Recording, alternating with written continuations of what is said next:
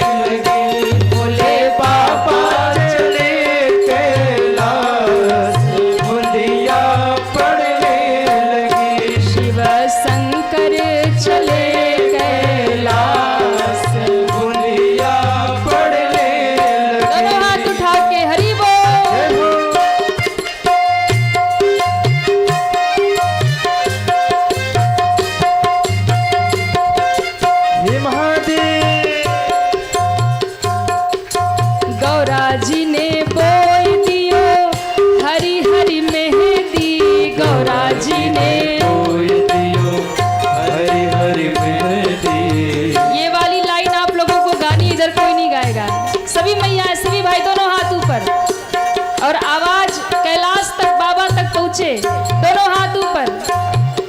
किस गौरा जी ने बोई दियो हरी हरी मेहंदी, गौरा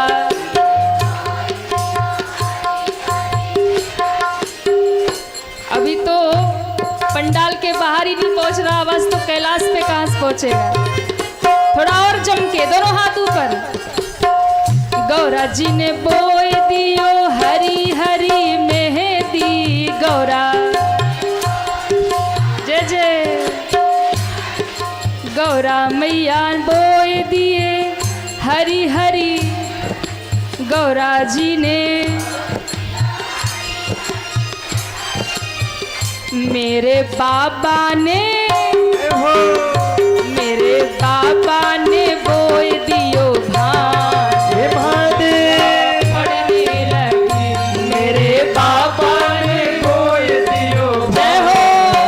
बुंदिया पड़ने लगी, शिव शंकर चले कैलाश बुंदिया पड़ने लगी, भोले बाबा चले कैलाश बुंदिया पड़ने लगी, भोले बाबा चले कैलाश बुंदिया पड़ने लगी, भोले बाबा चले कैलाश बुंदिया पड़ने लगी, बुंदिया पड़ने लगी, बुंदिया पड़ने लगी। भोले बाबा चले बूंदिया, ओ मेरे बाबा जय जय। आप लोग बहुत बढ़िया गाते और बहुत बढ़िया ताली बजाते, इसलिए अपने लिए जम के ताली बजा लीजिए। क्या बात है। बोलो शंकर भगवान की जय हो, भवानी मैया की जय हो। दिव्य कैलाश पर महादेव विराजे। बाबा ने भूत प्रेतों को विदा किया और कहा भाई अब विवाह हो गया, अब सब अपने अपने घर जाओ। देवताओं को विदा किया और फिर माँ भगवती के साथ में दिव्य कैलाश में बाबा विराजे हैं। नित्य नया उत्सव कैलाश पे हो रहा जब से भगवती आ गई हैं। और फिर समय व्यतीत हुआ, गोस्वामी जी कहते हैं कुछ समय पश्चात भगवान कार्तिकेय का प्रादुर्भाव हुआ। बोल कार्तिकेय भगवान की जय हो, कार्तिकेय भगवान की जय हो। भगवान कार्तिकेय जब 7 वर्ष के हुए तो देवताओं ने अपना सेनापति बनाया और फिर भगवान कार्तिकेय ने ताड़कासुर का वध किया। ताड़कासुर मारा गया, देवताओं को अपना स्वर्ग वापस मिला, देवता प्रसन्न हुए। इधर भोले बाबा की कथा यहाँ तक मानस में गोस्वामी बाबा लिखते हैं। कार्तिकेय भगवान के जन्म तक की कथा रामचरितमानस में गोस्वामी जी ने वर्णन किया। इसके आगे बाबा ने राम कथा का वर्णन किया। राम कथा यहाँ से प्रारंभ हुई।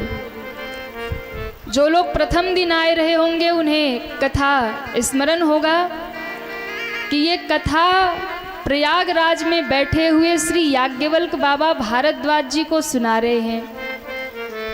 उन्होंने पूछा था कि बाबा आप हमको बताइए ये राम कौन है। राम कथा पूछी थी, पर राम कथा सुनाने से पूर्व श्री याज्ञवल्क्य जी ने यहाँ शिव कथा सुनाई। क्यों शिव कथा सुनाया? क्योंकि जब तक शिव तत्व समझ में नहीं आएगा तब तक राम समझ में आने वाले नहीं है। इसलिए कहते हैं प्रथम कहा मैं शिव चरित बूझा मरम तुम्हार। बाबा आपने तो राम कथा पूछी थी पर मैंने जानबूझ के सबसे पहले शिव चरित्र सुनाया। क्यों? क्योंकि आपका प्रेम अगर शिव जी के चरणों में होगा तब ही आप राम कथा सुन पाएंगे, समझ पाएंगे और तब ही आपको राम की प्राप्ति हो पाएगी। बिना शिव को जाने कोई राम को प्राप्त नहीं कर सकता। इसलिए मैंने आपको शिव कथा सुना के आपकी परीक्षा ली है। मैं देखना चाहता था आपको, आपके हृदय में महादेव के लिए प्रेम है कि नहीं। अगर महादेव की कथा आप नहीं सुनते तो फिर मैं आगे राम कथा नहीं सुनाता, लेकिन आपने जब शिव कथा इतने प्रेम से सुनी है तो अब आप राम कथा के अधिकारी हो गए हैं। अब यहाँ से मैं आपको राम कथा सुनाऊंगा। और मैं कहूँ, पिछले 5 दिनों से आप लोग भी शिव कथा बड़े भाव से सुन रहे, तो मैं कहूँ कि आप भी बड़े भाव से शिव कथा सुन रहे हैं, तो शिव कथा सुनते सुनते अब आप भी राम कथा के अधिकारी हो गए हैं। अरे जोर से बजा लो, आपको अधिकारी बना दिया। राम कथा के अधिकारी आप हो गए। क्यों? क्योंकि भाव से शिव कथा आपने श्रवण किया। बाबा कहते हैं, बाबा याज्ञवल्क्य जी कहते हैं, अब आगे मैं राम कथा सुनाता हूँ। कहाँ से प्रारंभ हुई? बाबा आज बड़े प्रसन्न हैं। कैलाश पर्वत पे विशाल बट वृक्ष है, उसके नीचे भोले बाबा ने अपने हाथों से मृगछाला बिछाई और बिछा करके बाबा बड़े आनंद में विराजे। गोस्वामी जी कहते हैं, निज कर डासी नागरी पुछाला, निज कर डासी नागरी पुछाला, सहज ही बैठे शंभु कृपाला, सहज ही बैठे शंभु कृपाला, पार्वती भला अवसर जानी, पार्वती भल अवसर जाने, गई शंभु पही मातु भवानी, गई संपहि मातु भवानी, श्री राम जय राम जय जय राम, श्री राम जय राम जय जय राम, जय जय राम जय जय राम, जय जय राम। बाबा कहते हैं, आज शंकर भगवान कैलाश पर बड़े आनंद में बैठे हैं। और देखिए, शंकर जी को कैलाश बहुत प्रिय है। परम रम्य गिरिवर कैलासु, वहाँ नित्य ही मैया गौरी और बाबा का निवास है, नित्य निवास है। क्यों? क्योंकि कैलाश पर्वत महादेव को अति प्रिय है, अति पसंद है। अच्छा, आपको पता है शंकर जी को कैलाश पर्वत इतना प्रिय क्यों है? ऐसा संतों से मैंने सुना है कि कैलाश पर्वत में 4 गुण है महाराज। कितने गुण है? 4 गुण है। सुना दे कि रहने दे? कैलाश पर्वत में 4 गुण है, जिसके कारण शंकर जी को वो पर्वत बड़ा पसंद है। क्या गुण है? सबसे पहला गुण है स्थिरता। कैलाश पर्वत स्थिर है महाराज, शांति से खड़ा है, हिलता डुलता। वो तो रावण था जब एक बार उठा लिया था, लेकिन स्थिरता है कैलाश पर्वत में। दूसरा गुण है उच्चता, बड़ी ऊंचाई है कैलाश पर्वत में, बड़ा ऊंचा पर्वत है। तीसरा गुण है उज्ज्वलता, कैलाश पर्वत बड़ा उज्ज्वल है, सफेद है, क्योंकि बर्फ की चादरों से ढका रहता महाराज। तीसरा गुण है उज्ज्वलता और चौथा गुण है शीतलता। कैलाश पर्वत बहुत शीतल है, बहुत ठंडा है महाराज, इसलिए भोले बाबा को पसंद है। अब आप कहोगे महाराज ये तो कोई खास बात हुई नहीं, ध्यान रखना। बाबा कहना चाहते हैं कैलाश में 4 गुण है, इसलिए कैलाश मुझे पसंद है। मानो बाबा कहना चाहते हैं ये 4 गुण जिस व्यक्ति के जीवन में आ जाता है उसी का जीवन कैलाश पर्वत बन जाता है, और जिसका हृदय कैलाश बन गया वहाँ महादेव निवास करते हैं। कौन गुण है? कहा स्थिरता पहला गुण है। हमारे जीवन में स्थिरता होनी चाहिए महाराज। पर आप देखो हमारे जीवन में स्थिरता कहाँ है? स्थिरता का अर्थ है शांति होनी चाहिए। शांति कहाँ है? जीवन में उथल पुथल है, आदमी भाग रहा है और इतना भाग रहा है कि किसी को कह दो भैया चलो कथा सुनने, कहेगा महाराज क्या बताएं, जहर खाने की फुर्सत नहीं है, मरने का समय नहीं है, और तुम कहते हो कथा में चलो। आदमी कभी शांति से बैठ नहीं पाता है, एक दिन भी भगवान को याद नहीं कर पाता है।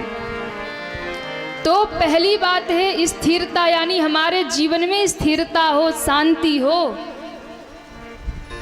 थोड़ा समय हम भगवान के लिए निकालें, थोड़ा सा समय जिन्होंने ये जीवन दिया है, जिन्होंने इस दुनिया में भेजा है, उनके लिए थोड़ा सा समय हम निकालें महाराज। दूसरा गुण है उच्चता।